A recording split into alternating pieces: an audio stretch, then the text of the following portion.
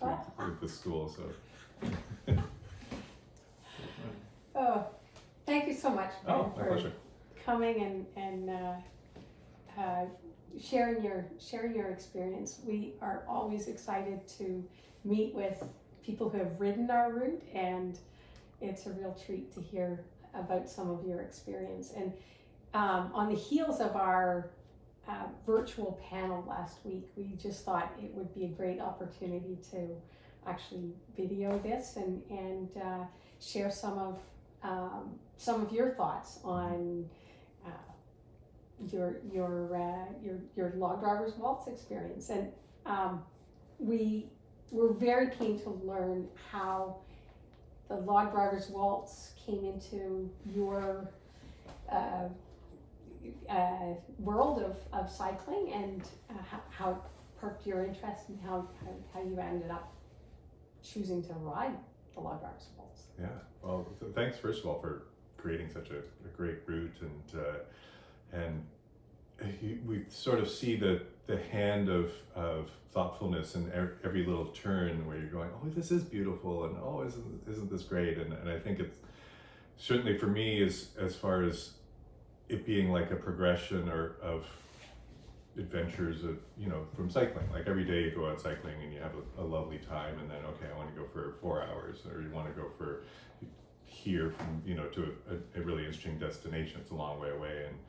And so for me, it was often this going along these long rail trails for a day or often to Kingston. And so this was kind of like a culmination of hoping to combine the camping kind of experience with it as well, because I really like that. I really like the idea of the journey rather than the destination being such a part of long trips like this, because pretty much when you get to where you're going, you collapse and relax, and I think there's something so gratifying about that level of exhaustion and that level of sort of appreciation of being able to stop and rest, and certainly it's sort of like the best food tour you could ever go on, because like I would often say, people would say, what's the best meal you've ever had? And I would always answer happily, 2 carrots that day when I was a kid, and we went on a canoe trip and it rained all day, and I was so miserable that they just threw carrots into the tent, and it was, but every day of the next poutine or the next pack of butter tarts or something was the best meal ever. So just the chance to have such great food on the log driver's waltz was a big part of it. And yeah, go ahead. So you hadn't done a bikepacking trip like this before, or? I had done bikepacking trips to get ready for the log driver's waltz, but it was my first year of doing bikepacking, so I had been on 2 trips before this, both 2-nighters, or maybe one was a 3-nighter, but the idea that it was going to be like twice as far that I'd done, and I was only hoping to do half of it, and then just the sort of spirit of like taking it as it comes was a big part of the adventures as well, because when you really know where you're going and you don't have to carry more than some repair kits and stuff like that, biking is a slightly different experience. But if you don't know necessarily even where you're sleeping, then it's a whole other level of excitement. That's interesting. There's so many people, everybody has their own way of planning and their own comfort level of knowing what's ahead and how they're gonna get from here to there. So can you share a bit more about how you planned it out, what you envisioned and how you planned it? Yeah, I think I'm definitely someone that likes to take it as it comes and just roll with the punches, but I was also keen to sort of build on that side of my character, to sort of, if things, I was happy for the challenge as opposed to being frustrated by the challenge. I was happy to have the lack of definitely knowing what was going to happen and just having to roll with it. And so much so that I wasn't entirely sure if I was going to do the whole thing or not. And and then sort of expecting that circumstances would dictate, especially how well my bike was doing, how well I was doing, finding someone that sort of was a lot of fun to ride with, and then they were really helpful. And I think often it's an experience of recognizing that the universe kind of takes care of you in a little bit, that things will happen to help you along the way, especially with a whole sort of mass of 60 people kind of going in one direction. Often they would kind of plow the path for you a little bit. So you would see people going, "Oh, are you on that log drivers waltz too? Oh, great. Why don't you come stay in our backyard?" It's like, okay, great, that'd be good. So you came to the Grand Depart knowing that there would be other riders, and was that something that you were seeking, or? Yeah, I think I was seeking the element of sort of spontaneous companionship that is fun. Being a musician, you often make fast friends in short times in settings that are emotionally charged and exciting. So that aspect of things was something that I was, expecting and looking forward to and open to. And I think that's makes a difference. And I think one of the things you're wondering, for people that are wondering whether they're going to do it, is like, if you're naturally adventurous and naturally open to experiences, that's great. But if you're not, you probably want to be more so. Otherwise, you wouldn't be thinking about it in the first place. So leaning into it is a good survival technique in doing the log drivers waltz, I think, because and it was remarkable getting lost on the first day, and then and every time that I had done these bikepacking things leading up to this, I was like, oh, getting lost is good. It's just dancing lessons from God. And so I was bringing up the rear of the log drivers waltz at some point, and ended up catching Michael, the person I rode with, who was 20 years my senior, and Judy, who's an inspiration to everyone, who's like just gotten off the medical injured reserve list not that long ago, and seeing these people that were more experienced than I do, but are doing it with less physical resilience, was inspiring and uplifting, and it's always nice to see the resilience of people rather than the sort of beaten down of people that this kind of thing engenders. So I'm sure there's a lot of people, and often when you read, like I've read the one sort of quote that I get from one guy that was doing it was like, okay, I've been doing this thing for 3 days and I'm miserable. Why am I miserable? And it's so much a choice of how you approach it that is the big life lesson. You're doing it by choice. Yes. It's a holiday. Yeah. And if you actually look up at what you're seeing and look back into how you were feeling when you were sitting in front of your computer, not out in wilderness, then you sort of realize, oh, life is in the now, and this is really great, and it's a lesson in appreciating the here and now, because otherwise you can give into the pain that your body's telling you, or something like that, or the hunger, or the thirst, or whatever negative thought, as opposed to sort of the excitement of, oh, this is what living is kind of like. I need to find a place to live, to sleep. I need to find my food. I need to think about water. Can you speak to some of the specifics of actually how it played out with meeting Michael, and then riding your day, finding your food and shelter? Yeah. How did that work out? Yeah, you definitely want to, like, I remember even at the brewery, there was like, okay, what is your water strategy? Do you have to ride 200 kilometers with no problem in a day, or do you have like water tablets, or do you have filtration, or do you have like 5 water bottles? And those kinds of things are really important, so that you're looking ahead to see that, oh yeah, there's a corner store here and there's a corner store 100 kilometers down the road, or something like that. So you need to have, it'd be fine to plan out that, oh, you can get from point A to point B, but you also have to plan out, okay, if I get a flat tire, if I have to get water out of a stream, if I have to have food, like an emergency amount of food, so that if I have to spend 2 days out, can I get on the road? And I don't think there's ever. I was like, I didn't have any big emergencies,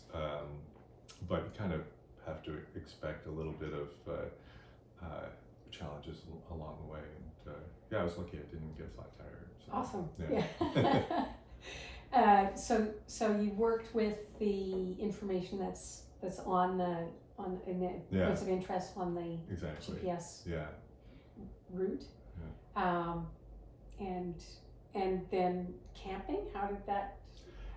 Camping was great. I think there's probably obviously bikepacking routes that are going to be sort of less urban, but it's such a fascinating route that goes from one environment to another environment with lots and lots of vast amounts of green space. But then there's like 40 kilometers of like, oh, it doesn't look like the best place to camp really yet, and probably if you're like stopping at 2 hours after dark because you rode like a maniac, and you get up an hour before dawn because you're riding like a maniac, then putting a tent down at the side of the road is probably Anywhere. fine anywhere.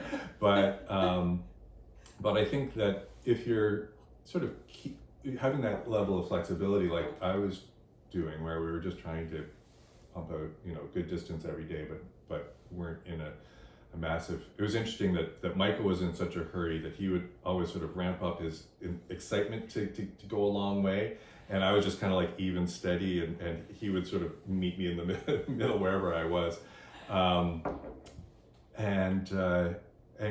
we would tend to find places pretty, like we camped in a park in a small town where we met people and said, oh yeah, people do that, that's fine, and so it usually wasn't too hard, but we were often looking for places fairly early in the day, like 3 hours before sunset, because that's kind of 2 hours before sunset, because that's kind of the nice time to be able to set up and have a comfortable dinner and whatnot.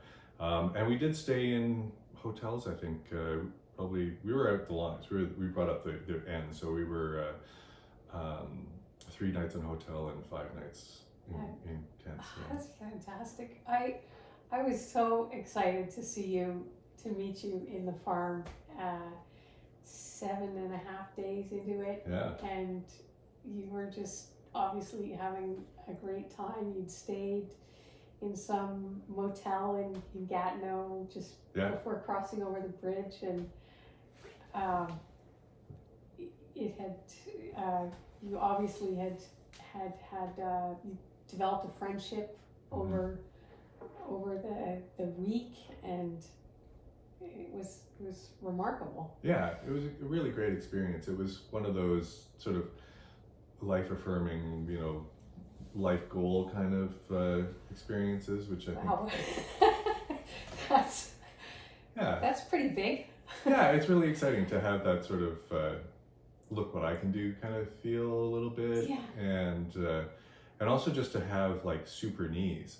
Like afterwards I could like get up from the floor without touching anything, just because I'm like, oh, my legs, my knees, and so you end up with this body that's like, wow. You didn't blow up, and really you rode into it. You were quite fit going into it, and you just rode into more and more fitness.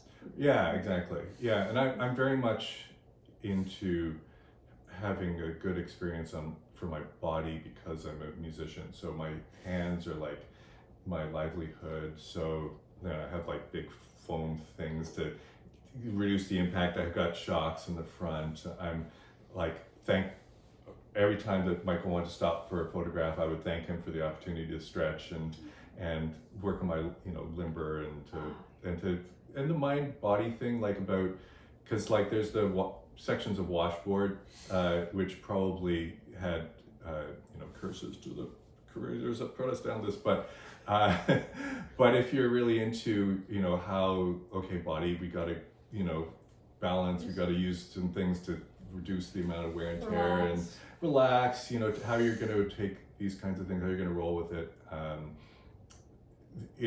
You can build it up. There's a famous saying for musicians that playing music should make you feel more enlivened physically. It shouldn't hurt you physically. It should actually feed your if you're doing it with a whole lot of tension and whatnot, and especially because there's so many injuries that you can develop in your wrists and hands and neck and all these kinds of things. So so if you're going with letting the chi flow kind of thing, then it can keep you from getting hurt. Oh, nice to hear that. The parallels of long distance bike riding and lifetime music playing. Yeah, it's definitely, it's a worry, but like so many things in life, if you are positive about it and thoughtful and not fighting it, because a bicycle is very good tool in teaching you not to ignore your, just to if you just let your brain feed you, it can feed you some negative thoughts. It can be tiring, but it can be wonderful in that it carries all your stuff for you, and it takes you around pretty quickly, and it's quiet, and it's really great. Oh. Like music can be frustrating.